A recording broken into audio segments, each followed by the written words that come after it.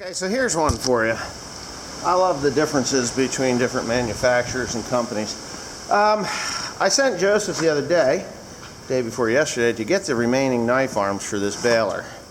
They are all worn pretty sloppily, contrary to the belief of some YouTuber viewers that these knife arms could possibly be worn. But what happens is it wears on two planes, this here and that there. Let me see if I can find where is that damn thing? I had it here yesterday, and of course, you know, this place isn't, there it is. I knew I said it here someplace. All right, so I'm going to try to explain this for the layman, or the people that don't understand knotters. Knotters are a pain in the ass, by the way. They're not simple. They're very complicated. A little bit of wear means a lot when it comes to a knotter. And just the simplest things like a dull knife. And I was also corrected by one individual who is going to email me, and we're going to talk about knotters and knotter function and, you know, things of that nature. Now, you can see, I'm going to point this out. I know this to be true, that this knife arm has been out before, because if you look right there, you can see where there's a hammer strike. Why somebody would strike that with a hammer is beyond me. Now, I did not clamp that in a vise ever. Obviously, I'm not that stupid, because that shaft has to move freely. I was also informed. Now, I'm not complaining. Just don't get me wrong. I'm just going to explain to some of my viewing public, and I love this. It says Massey Ferguson on it.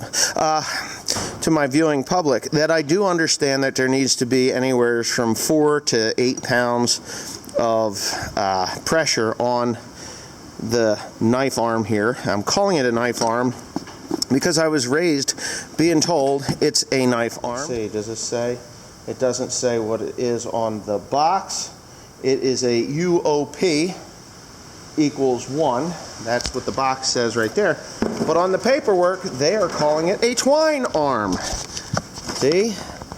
A twine arm. So this piece here, knife arm, aka twine arm, aka stripper arm, aka sweep arm, depending on John Deere, Massey Ferguson, New Holland, Heston, and more than likely Krone. So 5 different manufacturers have 5 different names for the same damn thing. So they all do the same function. New Holland, actually, this big long ear that's on here, New Holland felt that it was unnecessary and they cut it off, which I could agree with 100% that they should cut it off. Now, here's another thing to bake your noodle. Here's these little guys that go in the bill hook that hold the gear, the gear for the bill hook. And I got these from Heston also, or Agco Massey Ferguson. And groove pin, get that, $1.35. $2.70 for the 2 of them. This from this company, which they are the same, very similar if they're not, groove pin, same size. They actually are nice enough to tell me that it's a 3/16 by 7/8 inch, which a 3/16 welding rod will do the same thing. A welding rod is an arc welding rod, or a stick welding rod, is actually pretty soft. These seem like an aluminum, but I don't think they're not aluminum. They're a steel of some sort, but they're very, very mild steel. Very consistent to say what a welding rod would be, say a 6013. Now, in my experience, a welding rod is useful for many, many different things. You can make hooks out of them. I've even made gasket scrapers. I've made all kinds of things. Little hooks on the end of them for grabbing O-rings out of long, deep places. You get the real thin ones. Excuse, it's cold and the water's running out of my nose. But anyways, I'm just telling you the simple fixes that I can do with this baler, or these things that will, you know, get you by. You know, I'm not saying that this is the perfect fix, you know, to put a welding rod in there. But what I am saying is that you may need that. I'm going to put this, actually, well, I'm not going to put it in there now. I'm going to put one of these in my Hess, or in my 8530, because the Krone takes the same pin. So, anyways, the wear items. Let me get back to the subject at hand. minimum things that happen on these knife arms can cause major issues. Now, as you can see that there, I think I showed you the wear. You can see that it's a different color. It should be this nice bronze looking color, but it's not. There is a small amount of wear at the very base of this knife arm. And I mean, we're talking a 124th of an inch or smaller distance. Now you take that 124th of an inch wear there, it equals probably a 1/16 of an inch way out here on the end of the arm. And that causes this thing to smack into twine discs and other things that it shouldn't be hitting. Obviously, there was a buildup of twine on the bill hook, which caused this to bend. Now, these are malleable steel. You've seen me adjust them and show you how to adjust them or whatnot. And you can see the strike marks from the hammer, and you can actually see red paint, and you can see gray paint there. So they just paint the colors that they need it to be for whichever knife arm they need it, or whichever machine they want it to go into. 700, 720, 240, and the knife arm number on this, 700, 720, 240, so it is the same. Now, the other bit of wear that most people don't even pay any attention to is right out here on the ball. Now, you see this ball is symmetrical all the way over. It's symmetrical from one side to the other. This one here, and you may not be able to see it on video, there is no wear at this side, but there's a lot of wear over here. Now, what I'm seeing is probably a 32nd of an inch wear on this side, sloped out. I don't know, maybe you can see it. I'm gonna put them side by side. Maybe you can, maybe you can't, but I can see it with the naked eye. The video camera is not showing the wear that I can see. So, now you've got, excuse me, now you've got this wear that's here and up here, and then you've got this wear that's here, and what that does is cause this knife arm to be really sloppy. This knife arm, I don't know how long it's been in the baler, but it's been in there for a lot less time than the other knotters that are up there. When I changed this knife arm out, reset the tension on the bill hook, everything ran good. Timothy had no problems whatsoever. So, as insurance, I'm going to replace them all. And you know, so that they all have a good knife arm going, so I don't have problems. The other thing that can happen with these is this knife, and this knife is very sharp yet. It's not dull at all. These knives on here are much heavier than what the New Hollands put on theirs, but this knife is pretty sharp. But over time, knives will get dull. They'll get a space in there. You'll get a piece of dirt or even string caught in underneath the knife arm and this stripper plate here that the knife arm bolts to. And, you know, that can cause problems. This one did not have that, but these are just experiences that I've had over the years with knotters. Now, New Holland, Massey Ferguson Heston has changed the knotter arm, or the knife arm, stripper arm, twine arm a little bit since this one, and they put this little ear on here which I am going to cut off. This is for the newer balers, so it just needs, and it's just this stud. I didn't do anything with it because when I inspected it, I could see the groove that's down there near the base of the cast or malleable steel piece. And you can see also right there, which looks like a chisel strike.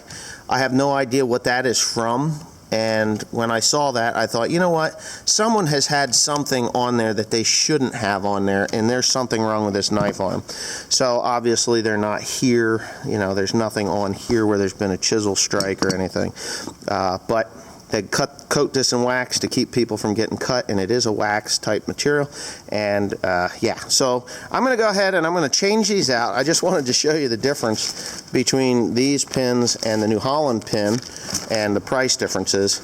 I did buy some baling twine that I didn't want to buy, but I had to buy because again, this baler is designed for baling twine of 440, no more than 500 knot strength twine.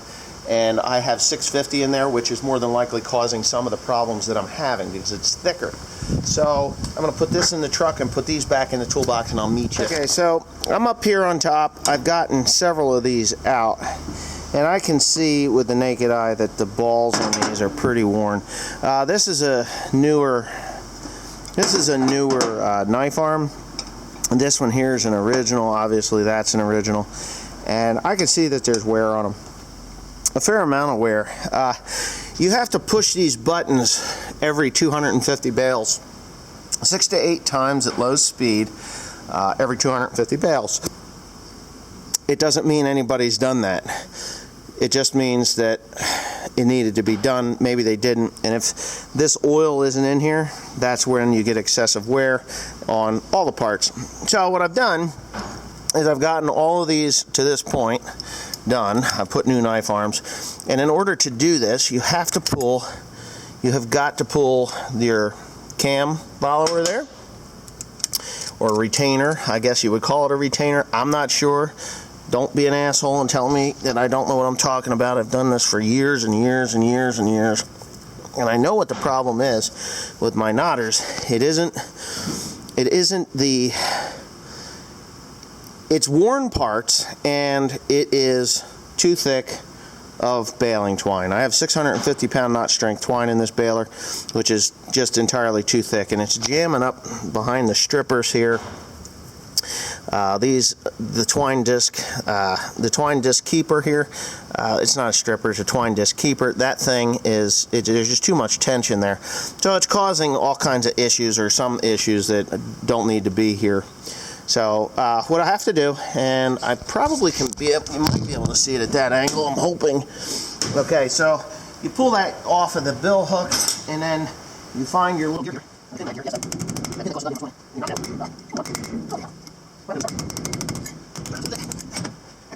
Oh shit.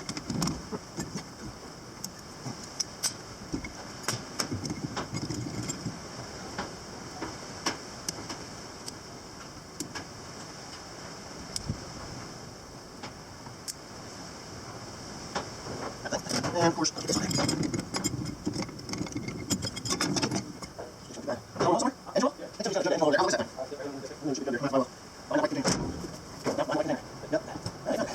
There's a look over there.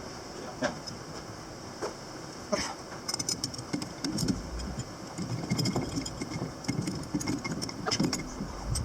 That's how easy that was. Easy. Not perfectly easy, but fairly easy.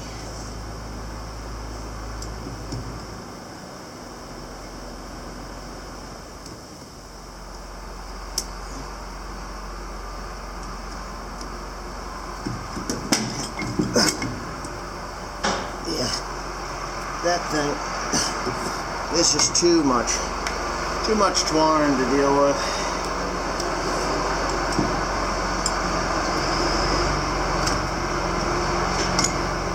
It jams up in there, not doing its job correctly. Too many things going on here. Let me go check on Willie. Okay, so I've got all my new knife arms on. I've got everything tensioned properly. I have my twine discs are where they belong. This one could be a little more. That one's okay. I might adjust that one. I don't know. You can see it's in. It's where it belongs. It's where it belongs, but I think I've got the rest of them where they need to be, and if I have any problems with this knotter, then I will adjust that, but everything else is where they belong. And the worst thing about these knotters is these oilers. They are, let's put it this way, if you break one of the hoses, it can cause a major ass ache. So we broke one of the hoses, and I'll show you on this knife arm. See how it's kind of scored up and dry, like a scored up dry thing. This took me a little bit to get it out of its spot, and I did want to show you one more little issue here. You can see on this one, there's a slight bit of orange in there. If that thing focuses correctly, slight bit of orange in there. And here's another one. See that? That is causing misties. Believe it or not, that stupid little thing right there will cause a mistie. So I made the right decision in removing these and replacing them. The one thing that I'm glad I did, because I wouldn't have caught this particular problem that I'm having with this knife arm.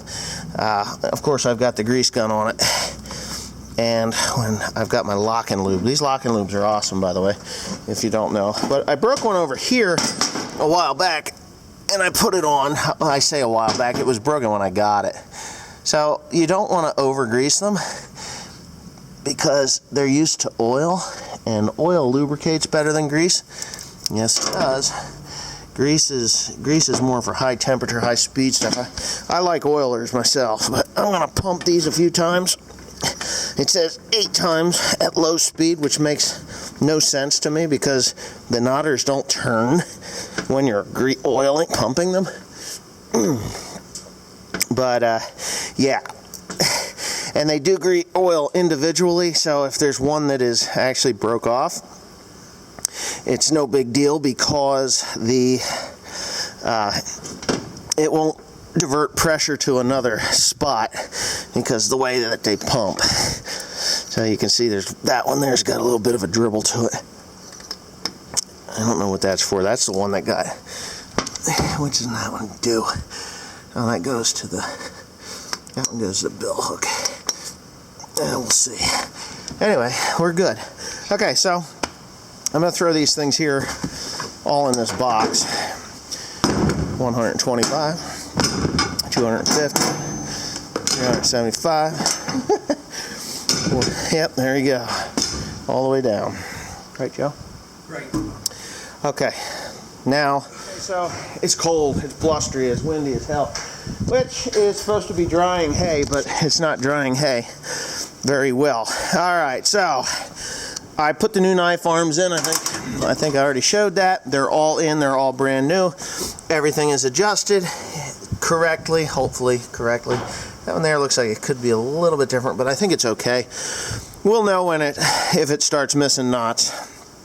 Twine discs are important, but they're not the most important part. The knife arm is. Probably knife arm and needle placement is the biggest thing. The other thing with this baler is this twine here is too thick for it, so I went with a different, I don't know, it doesn't feel like it's any thinner, but I went with a blue twine. It's a 500 instead of the 650. This is a 440. I can tell that's a 440. Where's all of them on top 440s? All the ones up on top were 440. They were still 440. Yes. Okay, because the other ones, they seem awful. They seem. Both boxes had two of that stuff left. Okay. All right, so the tops were not complete. Well, whatever. Anyway, so I put the blue twine in. Hopefully that cures my woes with the thickness of the twine being too thick. I did get it to tie knots consecutively. It made those knots. It made these knots.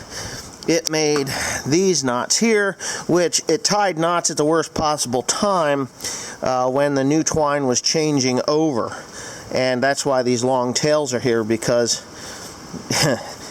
it just made, and it did it on almost all of them all at once. I did have to do a little trimming work on the one that was there, but it tied them. Right here's a ball of a mess. That's a knot that had a ball change. It did that one, and it fixed it. It did it. And here's another one where it had just finished up, and it worked. It tied the knots, and we're in business now. So this baler will now bale silage. I don't know if you could ever believe that a Heston 4910 would bale silage or wet hay, but this one will, and it'll do it at a pretty good clip of speed. It fills it right up to the top. And I think that this is the last thing that I have to really do to this baler. And now we're really ready to go to the field and just bale hay. Yeah, I mean, if you don't believe me, silage, this shit is as green as grass, because like Joe says, it looks like you could squeeze it out and drink the water. This is actually water on there, and it is solid to the top. So we're going to take this bale out of here. Hopefully tomorrow, with all this wind that we're having and sunshine, we're going to have dry hay to bale tomorrow up on the hill. First cutting. Yeah. So Tim's going to move this thing out of here. I'm going to grab that bale off the back, and he's going to put it out in the other building so that we can go do the things that we need to do. All right. So, yeah, I think we're good.